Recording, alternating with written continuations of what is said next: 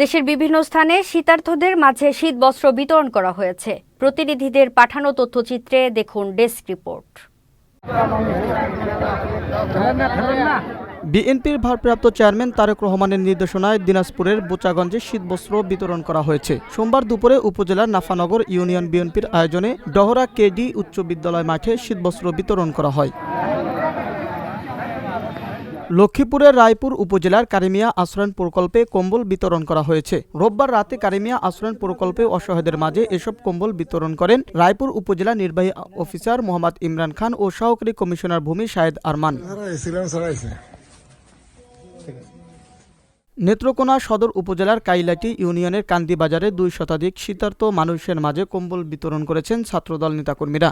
এ সময় উপস্থিত ছিলেন নেত্রকোনা জেলা ছাত্র দলের সাধারণ সম্পাদক অনিক মাহমুদ চৌধুরী সহ অনেকে।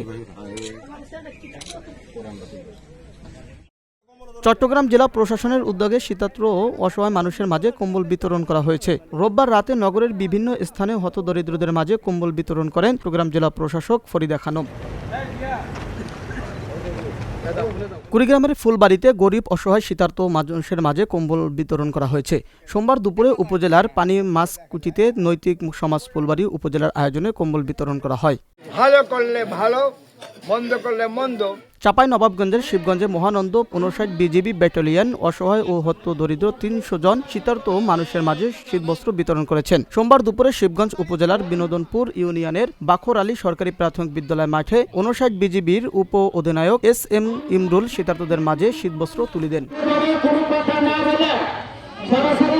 নোয়াখালীতে বিএনপির ভারপ্রাপ্ত চেয়ারম্যান তারেক রহমানের নির্দেশে জেলা যুবদলের সভাপতি মঞ্জুরুল আজিম সুমনের উদ্যোগে অসহায় হতদরিদ্র শীতার্ত মানুষের মাঝে কম্বল বিতরণ করা হয়েছে।